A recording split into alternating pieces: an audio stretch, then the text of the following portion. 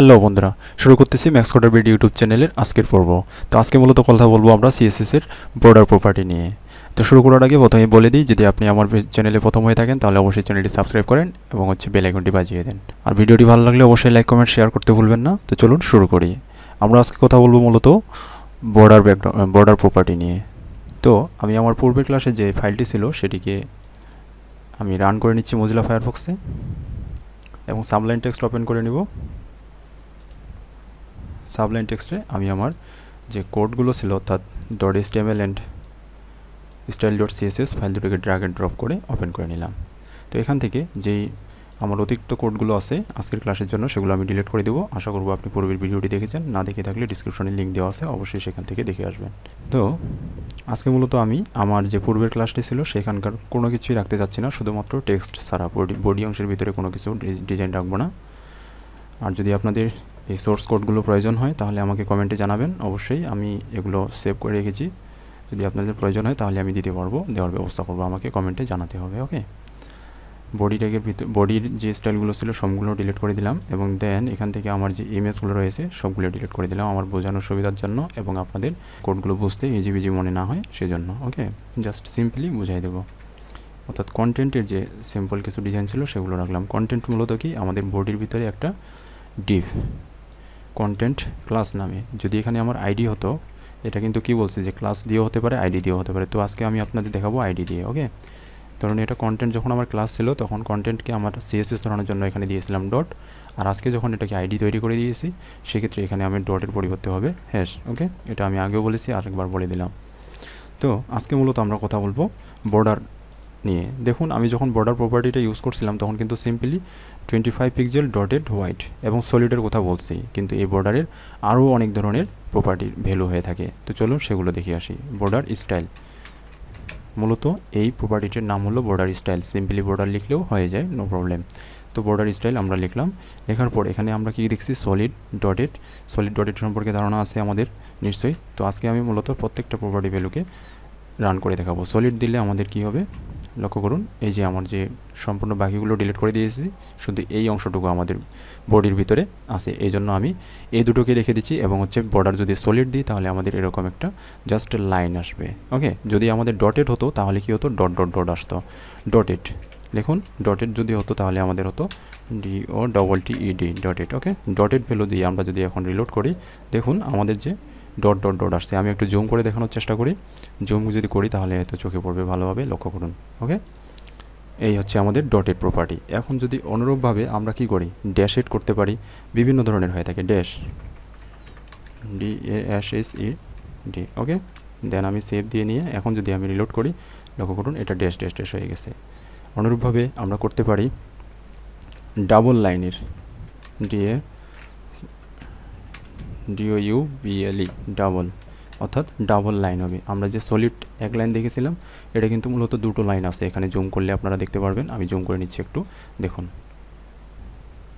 ওকে, অনুরূপভাবে আমরা কি করব, কিছুটা জুম আউট করে নিই আমি।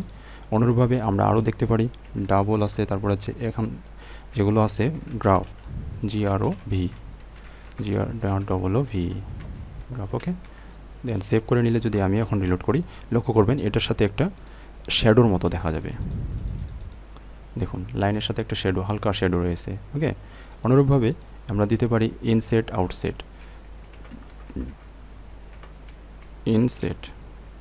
দেখুন নিচে আমার প্রপার্টি ভ্যালুটি চলে এসেছে, ইনসেট আউটসেট। ইনসেট দিলে কি হয়, এর পার্থক্যটা মূলত আপনাদের দেখে আসতে হবে। লক্ষ্য করুন আমি একটু জুম করে নিচ্ছি এক সাইডে, দেখুন দেখছেন মনে হচ্ছে ভিতরের দিকে এটা খাত হয়ে আছে একটু। তো ইনসেট আউটসেট এরকমই ব্যাপারটা, আউটসেট মানে বাইরের দিকে আর ইনসেট মানে ভিতরের দিকে একটু খাতভাবে থাকবে। আপনারা এটা নিজেরা ট্রাই করলে আরও ভালোভাবে দেখতে পারবেন। তো এই হলো বর্ডারের স্টাইলের আমার বিভিন্ন প্রপার্টি। তো এখান থেকে আমি দেন আরও দেখাবো, সেটা হচ্ছে বর্ডার হোয়াইট নিয়ে আমরা আগে কথা বলছি। এখানে পিক্সেল দিয়ে দেখেছিলাম, কিন্তু এর প্রপার্টি ভ্যালু আছে থিক হয়ে থাকে, THIN thin and thick, THIN। Then semicolon দিয়ে যদি আমি শেষ করি তাহলে এখানে দেখবেন যে থিন বলতে বোঝাচ্ছে খুব চিকনভাবে থাকবে, হ্যাঁ থিন পাতলা। আর যদি আমার থিক হতো তাহলে হতো একটু মোটা, অর্থাৎ 2 পিক্সেলের থাকতো, দেখছেন, থিন অ্যান্ড থিক। আমি এটাকে সিম্পল সলিড করে নিচ্ছি, স্টাইলটাকে সলিড। ওকে, দেন এখানে যদি আমি রিলোড দিই, লক্ষ্য করবেন যে আমার এটা সলিড এবং কি এসেছে, ঠিক। এখানে আপনি অনুরূপভাবে পিক্সেল দিয়েও দিতে পারেন, 2 পিক্সেল 3 পিক্সেল ওয়াইড। ওকে, 2 পিক্সেল 3 পিক্সেল, আবার মিডিয়াম দিতে পারেন, মিডিয়াম থিকের থেকে আরেকটু বেশি হবে, হ্যাঁ, এরকম। তো বর্ডার স্টাইল, এর সাথে গেল বর্ডার কালার। আমরা যদি এখন দিতে চাই বর্ডার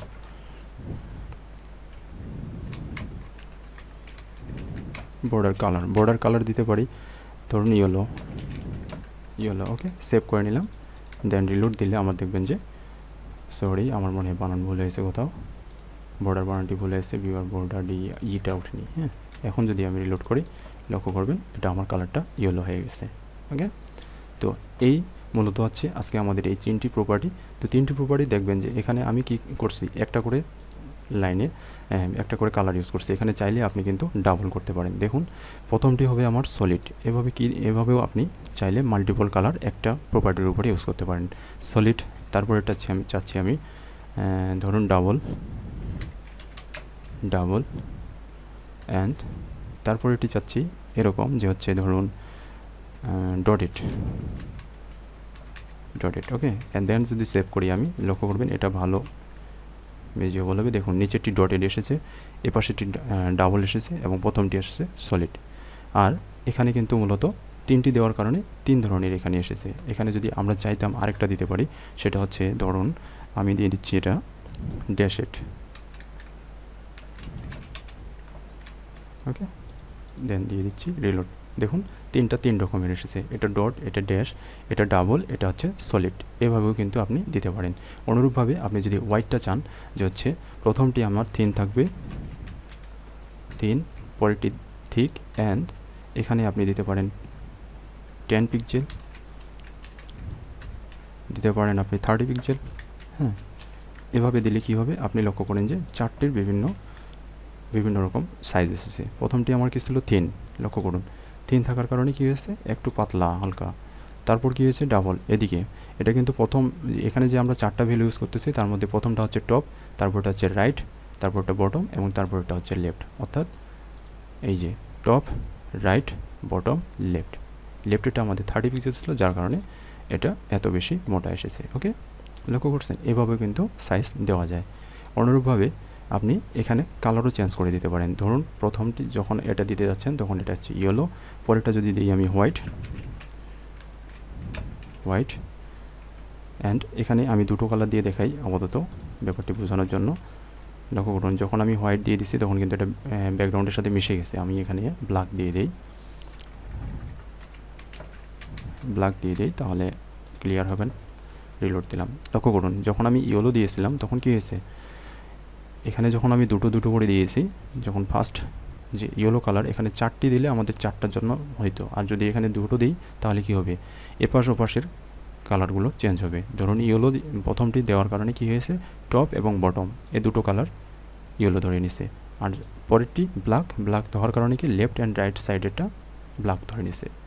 যখন এভাবে 2টো দিব, তখন এই দুটো করে ভাগ করে নেবে। হ্যাঁ, আর যখন আমরা 3টারই বা 4টারই দিতে চাবো, ইয়েলো, ব্ল্যাক, ধরুন রেড, হ্যাঁ, গ্রিন, 4টারই আলাদা দিছি, তখন কিন্তু এখানে যদি আমি রিলোড করি, 4টার জন্যই আলাদা কালার আসবে, ইয়েলো, ব্ল্যাক, গ্রিন, রেড। হ্যাঁ, এইভাবে সবগুলো আলাদা আসবে। তো বন্ধুরা, আশা করছি আপনারা আজকের এই ব্যাপারগুলো বুঝতে পেরেছেন। 3টা প্রপার্টির যে কথা বলছিলাম আমি, বর্ডার স্টাইল, হোয়াইট কালার এবং কিভাবে ইউজ করা যায় এবং কোন স্টাইলটির জন্য কীরকম দেখায়, সবগুলো দেখানোর চেষ্টা করলাম। ভিডিওটি বুঝে না থাকলে আপনি বারবার দেখবেন এবং থেমে দেখবেন। আর যদি তাও প্রবলেম হয়, আমাকে কমেন্টে জানাবেন, সেটার জন্য আমি একটা ভিডিও করে দিতে পারবো। ওকে, কোথায় প্রবলেম হচ্ছে, কোথায় বুঝতে প্রবলেম হচ্ছে, সেই বিষয়গুলো নিয়ে আমাকে কমেন্টে জানাবেন। তো দেখা হবে পরবর্তী ভিডিওতে। ততক্ষণ পর্যন্ত ভালো থাকেন, সুস্থ থাকেন সবাই। ধন্যবাদ সবাইকে।